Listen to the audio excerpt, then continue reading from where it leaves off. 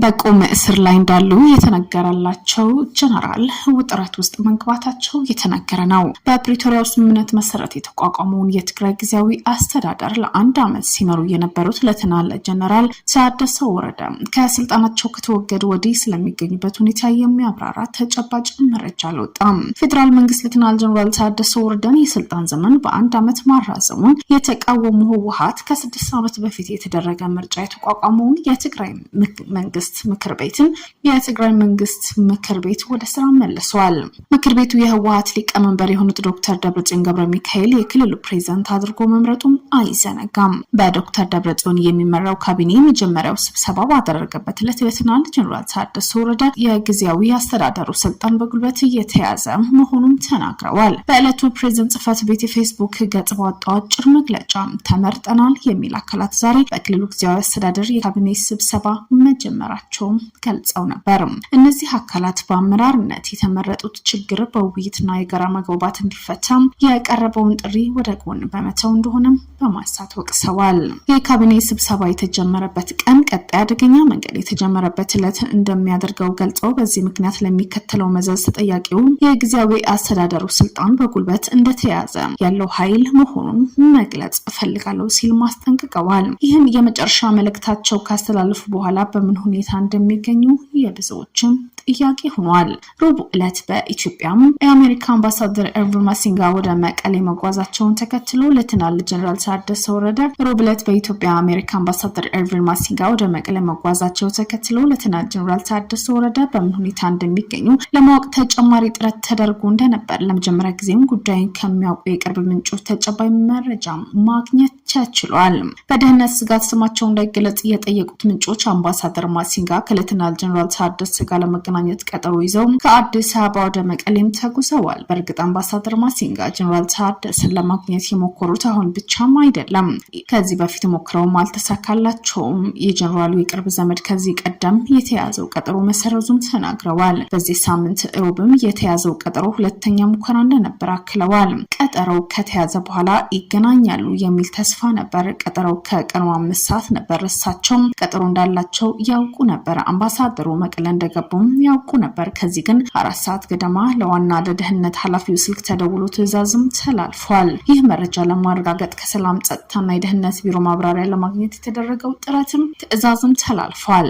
የሌተናል ጀነራል ታደሰ አምባሳደር ማሲንጋ ቀጠሮ 1 ሰዓት ያህል ሲቀረው ከቪአይፒ ጥበቃ ኃላፊ በተደወለ ስልክ ሁኔታው እንደተቀየረ ምንጮች ያረጋግጣሉ። ምንም አይነት አጀባ አታድርጉ፣ ምንም አይነት እንቅስቃሴ እንዳታካሂዱ፣ ተሽከርካሪዎች አይንቀሳቀሱም፣ ይህንን ለራሱ ለጀነራል ታደሰ አሳውቁት የሚል ትዕዛዝ ነው የተሰጠው። በተጨማሪ ይህ ትዕዛዝ ከተላለፈ በኋላ ማንኛውም እንቅስቃሴ ብታደርጉ ሊያስቆማችሁ የሚችል ሌላ ኃይል አለ፣ ስለዚህ ምንም ችግር እንዳይፈጠር ማንኛውም አይነት እንቅስቃሴ አታድርጉ የሚል ትዕዛዝ መተላለፉን አክለዋል። ይህ መመሪያ ለሌተናል ጀነራል ታደሰ እንዲሁም ለአሽከርካሪዎቹና ለረዳቶች እንዲነገር ትዕዛዝ ተሰጥቷል። የጥበቃው ኃላፊ ይህ ትዕዛዝ ለሌተናል ጀነራል ታደሰ ካሳወቃቸው በኋላ ጀነራሉ ትዕዛዙን እንዳልተቀበሉትና እኔ ራሴ መኪና ነድቼ ሄዳለሁ ማለታቸው ለማወቅ ተችሏል።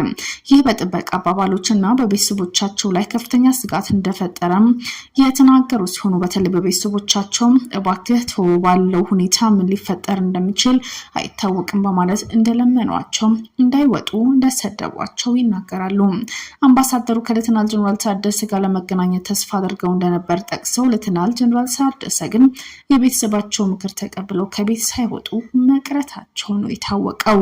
ያለውን ሁኔታ ለአምባሳደር ማሲንጋ ደውለው እንዳስረዱት ሲገልጹ ይህ የስልክ ውይይት 20 ደቂቃ እንደወሰደ ቢገልጹም የውይይቱ ይዘት ምን እንደነበር ለማወቅ አልተቻለም። ለጉዳዩ ቅርበት ያላቸው ምንጮች ይህ ክስተት አንድ ክልል ሲመሩ የነበሩ ጀነራል የመናገር መብታቸው፣ ሰዎች የማግኘት መብታቸውና የመንቀሳቀስ መብታቸው በተግባር እንደታገደ ያሳያል ሲሉ ይገልጻሉ። ቢወጡ ኑሮ ምን ያጋጥማቸው ነበር ሲሉም ጥያቄ ሰንዝረዋል። የተላለፈው ትዕዛዝ በመጣስ ሌተናል ጀነራል ታደሰ የጥበቃ አባላት ብቻዎትን አንልኮትም አብረን እንሄዳለን ብለው የነበረ ቢሆንም ቢሄዱ ኑሮ ምን ሊፈጠር እንደሚችል እስካሁን ድረስ እንደማያሳስባቸው አክለዋል። አምባሳደር ማሲንጋ ከህወሓት ምክትል ሊቀመንበር አቶ ማንኤል አሰፋ ጨምሮ ከሌሎች ከክልሉ ባለስልጣኖች ጋር ስለ ፕሪቶሪያው ስምምነትና ስለ ተፈናቃዮች ሁኔታ ተወያይተው እንደተመለሱ ሪፖርቶች ያመለክታሉ። ሌተናል ጀነራል ታደሰ በስልጣን ላይ ሳሉ ሆነ እንደ ወታደራዊ ኃላፊ ብዙ የስራ ጫና ስለነበረባቸው ከዚህ ቀደም ብዙ ጊዜ ወጥተው የሚንቀሳቀሱ እንደነበር ይነገራል። ነገር ግን ከረቡዕ በኋላ ጀነራሉ በቁም እስር ላይ እንዳሉ ነው ቤተሰቦቻቸው የሚናገሩት። ሚያዝያ 30 ከስልጣናቸው ተነስተው በህወሓት ሊቀመንበር ዶክተር ደብረጽዮን እንደተተኩ ከተገለጸ በኋላ ወደ ፕሬዝዳንቱ ጽሕፈት ቤት ሄደው እንደማያውቁና ከክልሉ አስተዳደርም ጋር ምንም ግንኙነት እንደሌላቸው ተነግሯል። ሆኖም ከመኖሪያ ቤታቸው አጠገብ ወዳለው የግል ቢሮአቸው እንደሚሄዱና አብዛኛው ጊዜያቸው ቤት ውስጥ መጽሐፍት በማንበብ እንደሚያሳልፉ ሲናገሩ በዚህ ቢሮአቸው አንዳንድ ጊዜ ደግሞ በፕላኔት ሆቴል ሰዎች ያገኙ እንደነበር ተገልጿል። ሆኖም ይህ የሚሆነው በባለስልጣናቱ ፍቃድና በደህንነት ቁጥጥር ስር የሚል ግምት እንዳላቸው የሚናገሩ ናቸው። ለምሳሌ ከአውሮፓ ህብረት የተላኩ ተወካይ እንደሆነ የሚታመን አንድ የቀድሞ ኖርዌይ አምባሳደር ከአንድ ሳምንት በፊት እንዳነጋገራቸው ጠቅሰዋል። ከአሜሪካ አምባሳደር ማሲንጋ ለመገናኘት እንደሚፈቀድላቸው ገምተው እንደነበር ሲገልጹ እንዳይገናኙ ስለፈለጉ ያስቆሙት ሊሆን ይችላል ሲሉ ከረቡዕ ዕለት ክስተት በኋላ ሌተናል ጀነራል ታደሰ በራሳቸው የሚቆጣጠሩት ነገር እንደሌለም በመጥቀስ ወደፊት ምን ሊፈጠር እንደሚችል ቤተሰቦቻቸው እጅግ እንዳሳሰባቸውና ይናገራሉ። እስካሁን ድረስ ጥበቃቸውና ተሽከርካሪያቸው ቢኖሩም ቀስ በቀስ ጥበቃቸው የቀነሱ እንደሆነ ጠቁመዋል። ተሽከርካሪያቸውም ሊወሰድ እንደሚችል ጭምጭምታዎች አሉ። በረቡዕ ዕለቱ ትዕዛዝ በጣም የሚያስቆጣና የሚያበሳጭ ነበር። የመናገርና የመንቀሳቀስ መብታቸው ታግዷል። መረጃም ነው የተሰማው። ሌተናል ጀነራል ታደሰ ከሁለት ወራት በላይ ከቤታቸው ብዙም ባይወጡ የረቡዕ እርምጃ ግን አሳሳቢና በቁም እስር ላይ እንዳሉ በግልጽ የሚያሳይ መሆኑ እየተረዳ ነው።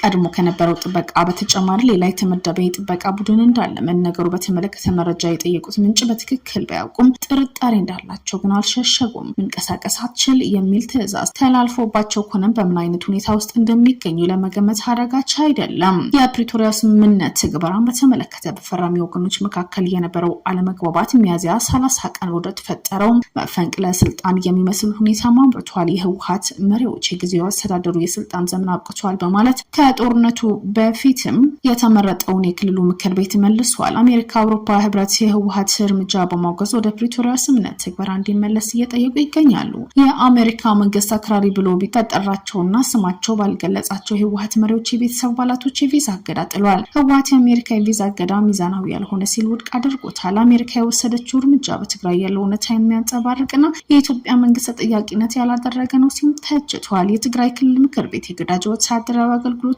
በሞት የሚያስቀጡ ድንጋጌዎች የያዘው አዋጅ ተግባራዊ እንዲሆን ትዕዛዝ ተላልፏል። የሀገር ውስጥና የዓለም አቀፍ የሰብአዊ መብት ተቋማት በትግራይ ግዳጅ ወታደራዊ አፈሳ መከናወንን አጥብቆ ቢያወግዙም የህወሓት መሪዎች ብሔራዊ ህልውናቸው ላይ አደጋም ተጋርጧል። ውጥረቱ እየተባባሰ በመምጣት ወቅት ጠቅላይ ሚኒስትር አብይ አህመድ ባለፈው ሳምንት በህዝብ ተወካዮች ምክር ቤት ባደረጉት ንግግር በዚህ ክልል ጦርነት እንዲነሳ ሰፊ ፍላጎት አለ፣ ጥቅም ስለሌለው ግን እምቢ ብለናል ሲሉም ተደምጠዋል። በህዝብ ተወካዮች ምክር ቤት 5ኛ ዓመት 30ኛ መደበኛ ስብሰባ ላይ ከህዝብ እንደራሴዎች ለተነሱ ጥያቄዎች ምላሽ የሰጡት ጠቅላይ ሚኒስትሩ ህወሓትም ጭምር ቀልብ ከገዛ ለመነጋገር ጥረት ማድረግ ያስፈልጋል ሲሉም ተደምጠዋል። በትግራይ ፖለቲካ ያለው አስጨናቂ እንዲሁም ውጥረት የበዛበት ሁኔታ ብዙዎችን ስጋት ውስጥ እንዲገቡም እያደረገ ይገኛል።